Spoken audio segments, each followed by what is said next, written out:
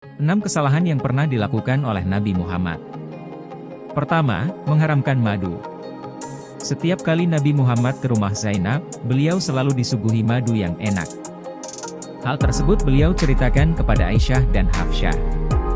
Karena cemburu, kedua istri Nabi ini bersepakat mengerjai suami mereka dengan mengatakan bahwa mulut Nabi menjadi bau karena madu itu.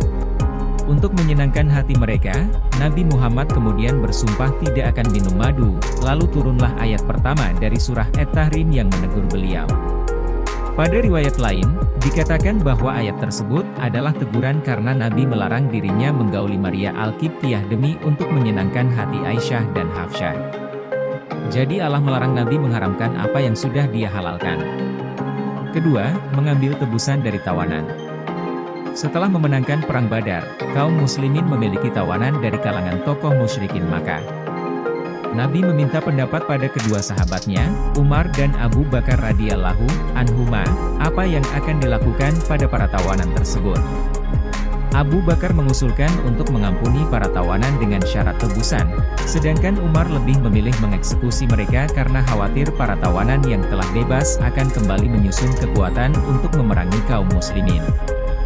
Nabi Muhammad yang lembut hatinya lebih memilih pendapat Abu Bakar, tapi ternyata Allah memenangkan ketegasan Umar.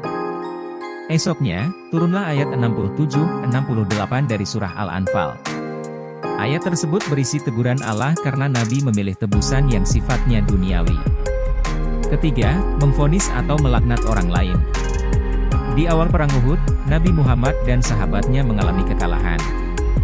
Beliau terluka, bahkan beberapa giginya tanggal. Dalam keadaan demikian beliau berujar, bagaimana memperoleh keberuntungan, suatu kaum yang berani melukai wajah Nabi mereka? Maka turunlah ayat Al-Quran yang menegaskan pada Nabi bahwa hidayah itu hak Allah, bukan urusan manusia. Pada riwayat lain disebutkan bahwa Nabi mendoakan kebinasaan untuk 4 orang, dengan menyebutkan nama mereka satu persatu.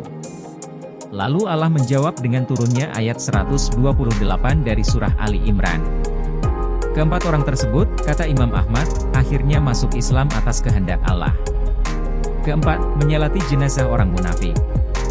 Abdullah bin Ubay bin Salul adalah seorang provokator yang juga telah memfitnah Aisyah, istri Nabi. Ketika dia wafat, Nabi Muhammad menyalatinya, meski telah diingatkan oleh Umar tentang kejahatan-kejahatan yang pernah dilakukan orang tersebut. Nabi Muhammad hendak menyalati Abdullah bin Ubay karena menghargai anaknya, Abdullah bin Abdullah, yang merupakan sahabat beliau. Setelah Nabi menyalati jenazah Abdullah bin Ubay, turun ayat Al-Quran tentang larangan menyalati jenazah orang munafik. Sebagian sumber menyebut Nabi belum sempat menyalati, lalu turut surah At-Taubah ayat 84. Kelima, tidak mengucap insya Allah. Pendeta Yahudi menyuruh untuk menanyakan pada Nabi tentang 3 hal. Jika ketiga pertanyaan ini tidak bisa dijawab, maka Nabi Muhammad bukanlah seorang nabi, melainkan pendusta yang mengaku-aku sebagai Rasul Allah. 3 pertanyaan itu adalah: 1. Tanyakan tentang pemuda zaman dahulu yang bepergian, apa yang terjadi pada mereka? 2. Tanyakan tentang seorang pengembara yang sampai ke Masyrik dan Maghrib, apa yang terjadi atas dirinya? 3. Tanyakan pada Muhammad tentang roh.